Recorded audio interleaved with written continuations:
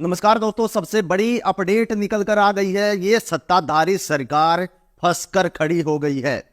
साथ में चुनाव आयोग पर भी उंगलियां उठ सकती हैं दोस्तों, लपेटे में आ सकता है चुनाव आयोग भी। सबसे बड़ी और सनसनीखेज खबर निकल कर आ गई है। दरअसल ये सरकार 3 राज्यों में किस तरीके से अपनी सत्ता लेकर आई है उसका खुलासा हो गया है। आप सभी जब जानेंगे तो आपके होश उड़ जाएंगे।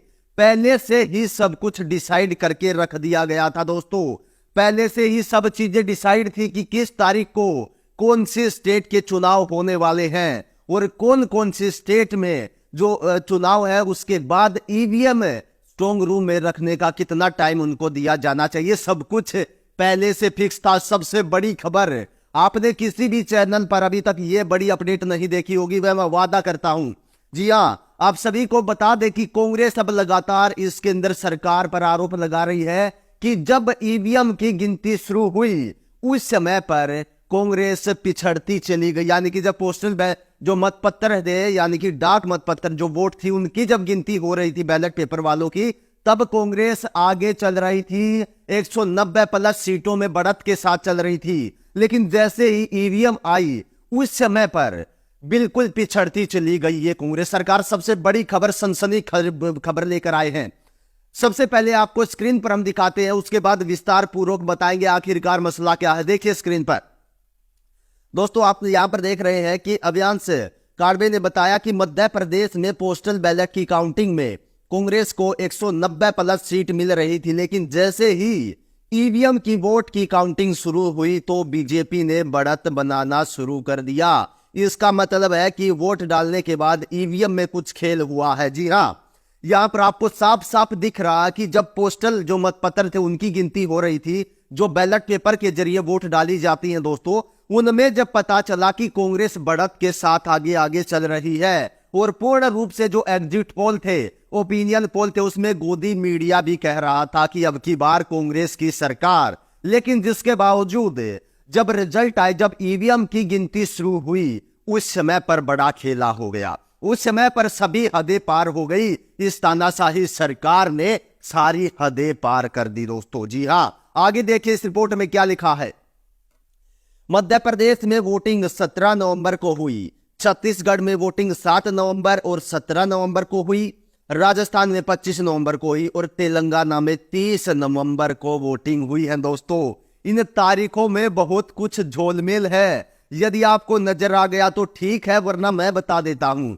आप सभी एक चीज देखिए, छत्तीसगढ़ में, मध्य प्रदेश में, राजस्थान में बहुत पहले चुनाव हो गए दोस्तों। यानी कि वहां पर चुनाव होने के बावजूद जो ईवीएम थी उसको काफी रेस्ट मिल गया था। काफी दिनों का रेस्ट उसको फरमा दिया गया, जिसमें कुछ भी हो सकता। लेकिन तेलंगाना, जिसमें 30 तारीख को चुनाव हुए, जिसमें टाइम मिला ही नहीं, उसमें कांग्रेस जीती है। यह चीज आप समझ सकते हैं दोस्तों, यह बड़ी खबर है।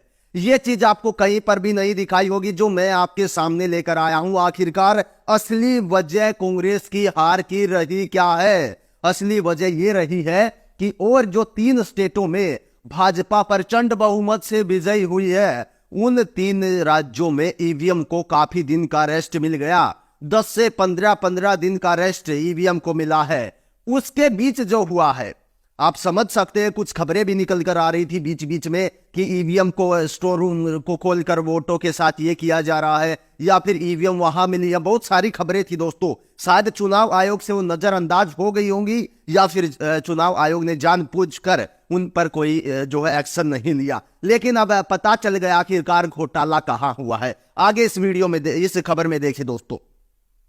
तेलंगाना को छोड़कर मध्य प्रदेश, राजस्थान, छत्तीसगढ़ में मतदान और वोट काउंटिंग में 26 दिन और 16 दिन का अंतर रहा है। यह एक इतना बड़ा अंतर है कि इसमें छेड़खानी का अंदेशा सबसे ज्यादा होता है दोस्तों। जी हां, अब सबसे बड़ा सवाल यही है कि ईवीएम में कुछ गड़बड़ की गई है दोस्तों। आप सभी को बता देते हैं कि लगातार ये आरोप भी लगाए जा रहे कांग्रेस की तरफ से कि जो मध्य प्रदेश के अंदर जो चुनाव आयोग था या वहां पर जो अधिकारी थे, वे मामा शिवराज के ही चहेते थे और उनके ही रिश्तेदार संबंधी बताए जा रहे हैं दोस्तों। और इसी बीच ये बताया जा रहा है कि वहां पर बहुत बड़ा खेला हुआ है। इन 3 राज्यों में जहां पर सरकार अपना प्रचंड बहुमत लेकर आई है, ये तानाशाही सरकार, वहां पर इतना बड़ा खेला हो गया और किसी को कानो कान खबर तक नहीं हुई दोस्तों। लेकिन अब जब उन तारीखों पर नजर डाली जाती है, तो दोस्तों पता चलता कि आखिरकार उन तारीखों में ही बहुत बड़ी साजिश छिपी हुई है। उन तारीखों से ही बहुत बड़ी बू आ रही है दोस्तों, जो तारीखें चुनाव के लिए निर्धारित की गई थी। आप ये चीज समझ सकते हैं, मैं जानता हूं आप चीज ये समझ रहे होंगे कि आखिरकार गड़बड़ हुई कहां है। दोस्तों कांग्रेस की दिग्विजय तरफ से क्या कहा गया है, किस तरीके से बताया गया है कि जब पोस्टल जो बैलेट पेपर है उनकी जब मतगणना चल रही थी तो उस समय पर हमारी सरकार अच्छी खासी बढ़त के साथ थी, लेकिन ईवीएम की मतगणना जैसे ही शुरू हो गई तो सरकार खिसक कर पीछे चली गई। क्या कहा है देखिए। दिग्विजय सिंह ने कहा कि पोस्टल अगर बैलेट्स के जरिए कांग्रेस को वोट देने वाले और हम पर भरोसा जताने वाले सभी मतदाताओं को धन्यवाद। तस्वीरों के आंकड़ों में एक प्रमाण है कि जो यह बताता कि पोस्टल बैलेट के जरिए जो जारी हमें यानी कांग्रेस को 199 सीटों पर बढ़त है, जबकि इनमें से अधिकांश सीटों पर ईवीएम काउंटिंग में हमें मतदाताओं का पूर्ण विश्वास न मिल सका। यह भी कहा जाता है कि जब तंत्र जीतता है तो जनता हार जाती है। हमें गर्व है कि हमें जमीनी कार्यकर्ताओं ने जी जान से कांग्रेस के लिए काम किया और लोकतंत्र के प्रति अपना विश्वास को पुख्ता किया। यहां पर दिग्विजय सिंह ने एक बहुत बड़ी बात कह दी है। उन्होंने कह दिया कि जिस तरीके से बैलेट पेपर पर चुनाव हुए हैं तो हमारी जीत निश्चित है। जितना प्यार हमें दिया गया है, जो भी बैलेट पेपर से चुनाव हुए सब हमारे खाते में आए। 199 सीटों की बढ़त के साथ हम चल रहे थे, लेकिन ईवीएम के साथ क्या हुआ। उन्होंने ये भी कहा कि जब तंत्र जीतता है तो ये जनता हार जाती। इस चीज से आप अंदाजा लगा सकते हैं कि हमारे देश के अंदर तंत्र जीता और ये राजतंत्र जीता है और जनता हार गई है दोस्तों, क्योंकि एक मशीनरी के सामने किसी का कुछ नहीं चलता। और दिग्विजय सिंह ने यहां पर साफ कर दिया कि ईवीएम में कहीं ना कहीं बड़ी गड़बड़ हुई है और जो गड़बड़ शायद किसी की आंखों में ओझल करने के लिए काफी थी कि रिजल्ट परिणाम को कैसा बदला जाए। चुनाव आयोग चुप है, सुप्रीम कोर्ट तक सब लोग जाने की कह रहे हैं और अब इस पर ईवीएम पर लगातार आरोप लगा रहे हैं और विद सबूत आरोप लगा रहे हैं। ये नहीं कि कुछ भी कह रहे हैं, विद सबूत सब लेकर आ रहे हैं कि किस तरीके से बैलेट पेपर पर जो चुनाव हुए हैं, उन कर्मचारियों के जो चुनाव में ड्यूटी पर तैनात थे उनके बैलेट पेपर पर चुनाव हुए तो किस प्रकार से उन अधिकारियों के चुनाव से हम बढ़त के साथ थे, लेकिन ईवीएम है उसने हमें हरा दिया। ये कहना कांग्रेस का दोस्तों। अब 2024 की बात उठ खड़ी हुई है। क्या 2024 में भी ईवीएम से चुनाव होंगे दोस्तों? क्या 2024 में भी इसी तरीके से सब कुछ पहले से सेट रहने वाला है?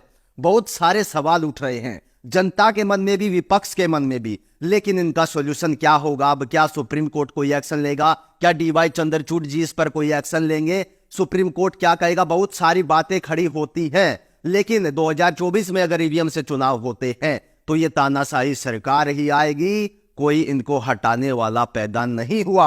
अगर ईवीएम से चुनाव हुए तो बात आती है बैलेट पेपर से। अगर बैलेट पेपर से चुनाव होते हैं तो निश्चित रूप से कांग्रेस सरकार प्रचंड बहुमत के साथ हमारे देश की गद्दी पर बैठ जाएगी।